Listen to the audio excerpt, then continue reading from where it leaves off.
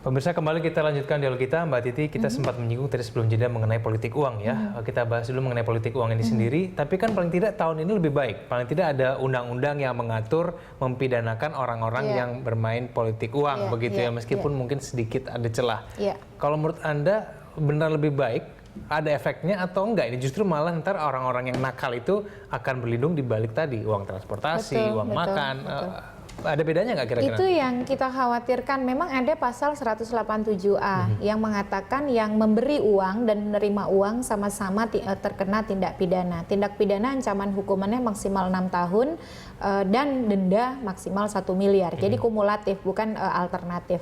Nah, problemnya pasal ini kemudian ketika dihubungkan dengan penjelasan pasal 73 ayat 1 Undang-Undang Nomor 10 tahun 2016 ketika mengecualikan uang makan, uang minum, uang transport, dan hadiah sebagai bagian dari politik uang, bukan bagian dari politik uang, bisa saja dalih dari peserta itu kan uang makan, uang minum, hadiah, transport, walaupun KPU sudah mengatur pemberian uang makan, minum, transport tidak boleh dalam bentuk cash on hand, jadi tidak boleh uang tunai. Jadi bagaimana caranya uang makan itu ya harus makanan begitu ya, in kind gitu ya. Nah, cuman kan dalihnya banyak sekali nih, bisa saja misalnya pilkada di satu provinsi, para pemuka publik, tokoh publik itu diberangkatkan untuk datang ke ibu kota, difasilitasi sedemikian rupa, kan tidak juga uang tunai begitu ya.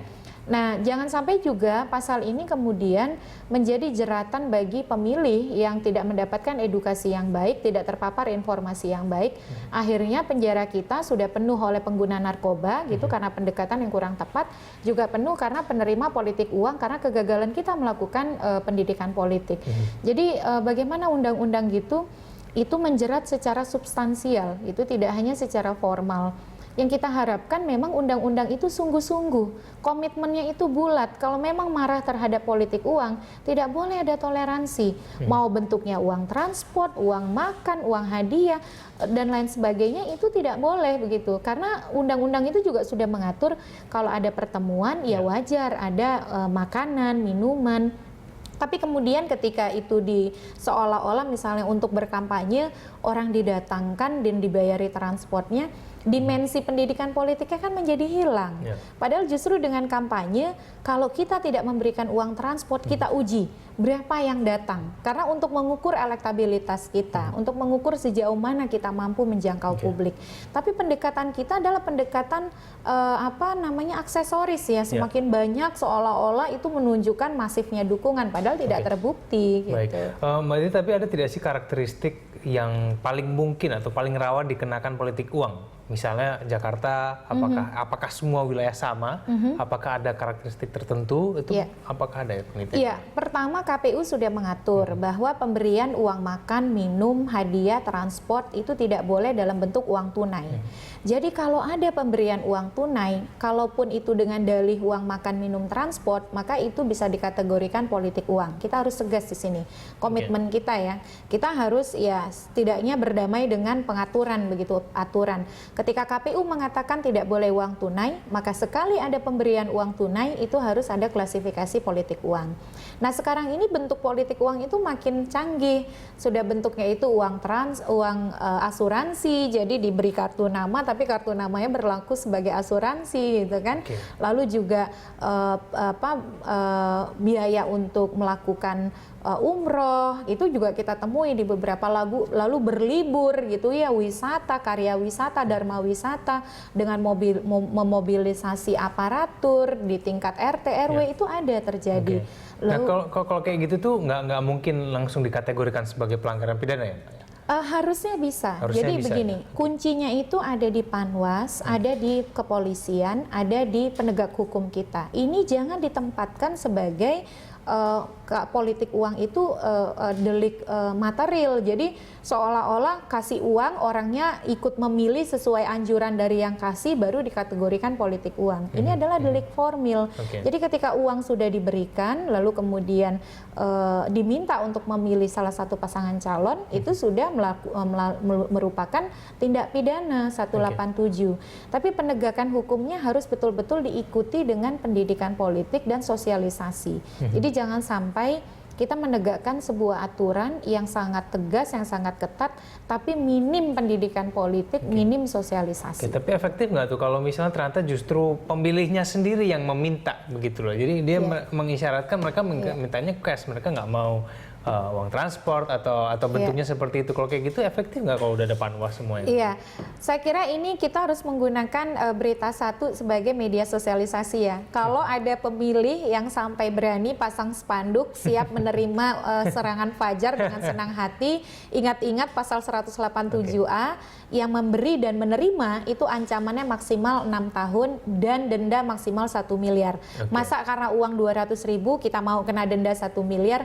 Makanya saya sangat mendorong ada sosialisasi yang masif kepada masyarakat sampai level paling bawah, grassroots, akar rumput soal aturan baru ini, bahwa ancaman hukuman ini kalau mereka secara sengaja tidak peduli apapun itu, aturan hukum harus ditegakkan. Jadi ketika mereka sudah terpapar informasi dengan baik, sudah mendapatkan informasi dengan baik, masih berani meminta politik uang dengan sengaja, maka hukum harus tidak boleh pandang bulu. Oke, baik. Itu mengenai politik uang ya, Mbak Titi. Sekarang kita beralih ke yang ke masalah lain, ini mengenai banyaknya calon bermasalah yang kemudian mengikuti pilkada. Apakah kita bisa langsung berkesimpulan bahwa mereka yang mengikuti pilkada nanti bermasalah itu mereka pasti nanti akan berbuat masalah lagi? Nah, bisa nggak kita berkesimpulan? Pertama, orang itu dinilai dari rekam jejak. Jadi satu-satunya cara yang paling terukur untuk menilai pasangan calon adalah rekam jejak ya. Kredibilitas orang dilihat dari rekam jejaknya. Maka kemudian ketika seseorang misalnya dia merupakan pelaku tindak pidana korupsi, meskipun sudah menjalani hukuman, tapi publik harusnya menilai begitu ya bahwa dia pernah melawan hukum dan melakukan praktik korupsi. Dan orang-orang seperti itu mestinya secara moral dan etis memberikan ruang kepada orang yang lebih bersih untuk memimpin. Tapi 2015 beberapa calon yang mantan terpidana koruptor ternyata terpilih. Nah, ini apakah masyarakat kita tidak mendapatkan informasi yang baik terkait dengan rekam jejak, ataukah si figur bermasalah itu dipersonalisasi, ditokohkan sebagai orang yang dermawan, yang suka memberikan bantuan sosial, dipersonifikasi sebagai korban begitu. Nah, di sini pentingnya hadirnya KPU Bawaslu untuk menginformasikan secara terbuka kepada publik soal rekam jejak seseorang calon. Kalau kita punya pilihan, satu calon yang punya masalah dengan calon yang rekam jejaknya tidak bermasalah, tentu yang tidak bermasalah lebih menjanjikan gitu ya. Bisa saja orang yang pernah melawan hukum lalu kemudian insaf gitu ya, memperbaiki diri gitu. Tobat gitu. Cuman kan ada ruang-ruang yang kita harus memberikan kepemimpinan daerah ini kepada orang yang tepat dan tidak boleh uji coba, tidak boleh main-main. Gitu. Betul. Lebih ribet lagi kalau dua-duanya bermasalah pasangannya. Wah, itu lebih parah lagi ya. Nah, Mbak Titi, tapi kemudian kalau misalnya sekarang undang-undangnya kan juga memungkinkan orang yang sudah terpidana bahkan mencalonkan lagi, dan itu pun tampaknya diamini oleh partai politik yang mengusung. Nah, itu kan akhirnya gimana? Iya, problem kita sebagai pemilih kita tidak punya banyak pilihan karena ruang pencalonan itu ada di partai politik. Yang kedua, calon perseorangan juga berat untuk maju di pilkada. Makanya kan kemudian paling banyak calon perseorangan di Aceh ya, karena memang Aceh unik. Aceh itu tidak bisa jadi rujukan nasional karena memang ada kekhasan tersendiri. Nah, lalu kemudian di mana kedaulatan masyarakat? Kedaulatan rakyat itu terletak pada pilihan di hari pemungutan suara. Tapi kadang-kadang kedaulatan itu tidak bisa penuh kita jalankan karena batasan informasi yang kita terima soal calon. Batasan soal kemampuan kita menelusuri rekam jejak si calon. Nah, kehadiran KPU adalah ketika ada calon-calon misalnya terpidana percobaan atau mantan terpidana yang maju kembali, adalah memberikan informasi seutuh mungkin soal rekam jejak calon kepada publik. Lalu media dan masyarakat sipil dan calon partai politik peserta itu juga punya tanggung jawab moral, politik, dan hukum untuk memberikan pendidikan politik bagi warga. Jadi misalnya apa yang kita sampaikan hari ini, kita mengajak warga untuk betul-betul memilih pemimpin. Karena begini loh, arah hidup kita di daerah kita, pembangunan, kesejahteraan, itu ditentukan oleh siapa pemimpin kita. Kalau kita tidak mau berubah ke arah yang lebih baik, maka ya bisa saja kita asal pilih. Tapi ketika kita ingin mewujudkan kesejahteraan dan pembangunan yang lebih baik, maka komando itu ada di pemimpin daerah. Baik, Gitu. berarti tapi udah ada data belum ya yang menunjukkan kalau nanti pilkada 2017 akan lebih banyak lagi nih mantan-mantan terpidana atau yang bermasalah itu akan mencalonkan kembali. Itu lebih banyak atau enggak? Kalau dari sisi angka tentu pasti dia akan lebih kecil karena 2015 kan 269 daerah, sekarang 101 daerah. Tapi sekarang pun dalam proses penelitian dari KPU bisa saja calon kan ada yang lolos ada yang tidak lolos. Nah, tapi kita sudah menemukan di beberapa daerah mantan terpidana kasus korupsi yang maju misalnya ada di Aceh. Itu sudah ada ya, dan beberapa daerah lain sekarang kita sedang listing, dan di Gorontalo itu incumbent petahana yang merupakan terpidana percobaan sudah mendaftar kembali dan ke itu calon kuat ya itu Mbak Titi ya? Iya, elektabilitasnya paling tinggi begitu. Tapi kan kita tidak dalam konteks begini loh. Ini bukan dalam hal menghalangi kemudian oposan terhadap seseorang. Kita bicara berdasarkan nilai-nilai yang kita pegang gitu ya, bahwa pemilih wajib tahu track record ataupun rekam jejak calon.